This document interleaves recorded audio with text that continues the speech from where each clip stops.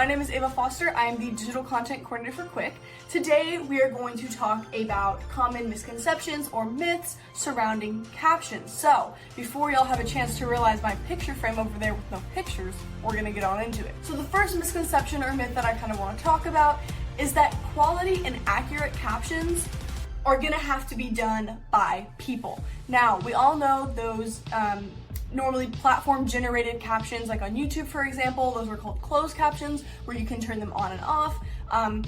More than likely, those are auto-generated, and therefore, I'm sure you've been watching a YouTube video where you catch an obvious error in the captions, or the sentence just doesn't make any sense compared to what the person is saying. There's a lot of problems centered around auto-generated captions with no form of human interaction within that. And especially if it's your video that you are posting, obviously you're gonna say things in your own way, you're gonna speak in your own way, you're gonna have your own, accent, maybe if you're from a different place. I guess everyone has an accent depending on what perspective you're looking at it from. But anyway, you're gonna have the most accurate transcripts if you oversee them yourself. So am I saying that you need to listen to your video, take out a Word document, and start typing away with whatever you hear? Absolutely not. That would take hours upon hours, depending on how long your video is.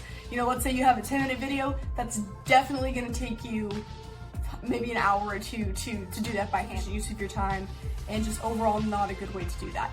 A better way to do that would be to use a company like Quicc, for example, where you upload your video, Quicc transcribes it for you, the software transcribes it for you, and then you go through, it looks just like a Word document with everything already there, and you go through and change what you need to change. In my experience, yes, I work for Quicc, but I actively use Quicc every single day. It is very, very, very accurate, depending on obviously how clear you're speaking, how slow you're speaking. I tend to speak a little fast, so sometimes when I start rambling, software's kind of like, what? But it does a pretty good job. I will say, I'm surprised. Sometimes even I don't know what I'm saying. It can take a 2-hour captioning job and turn it into a 10-minute captioning job. So it is really nice to have, really efficient. Quicc also has some other cool things you can do with it. If you want to go learn more about that, go ahead and check out some of my previous videos. But yeah, if you want quality captions, you're gonna want to oversee it in some way yourself. Misconception number 2, or I guess unknown fact number 2, depending on if you know it or not. TV broadcasts are required to have captions with whatever they're showing on air. So like the news, for example, they have to have captions. So captions are everywhere. It's not just something like, it's a courtesy. It is the law, as it should be. Everyone should have equal access to everything. So yeah. So the third misconception or fact, deaf and hard of hearing people are not the only people who use captions. And I'm gonna go into this a little bit more in my last point, but like for people like me, I don't have any hearing issues, but I like to have the captions on. Sometimes I'm not 100% focused or dialed in on what I'm watching, and it's nice just to be able to look, read across the screen what they had said, and boom, I'm caught up. It can be used as a focusing point, and I know if you've watched, I think I was watching Game of Thrones the other day, and the music got really loud and the dialogue got really quiet and I couldn't hear what they were saying, but I had the captions on so I could read what they were saying and I didn't miss a thing. So the last fact, kind of going off of, or I guess misconception, kind of going off my last point there, is they are not just used for TV. Captions are everywhere.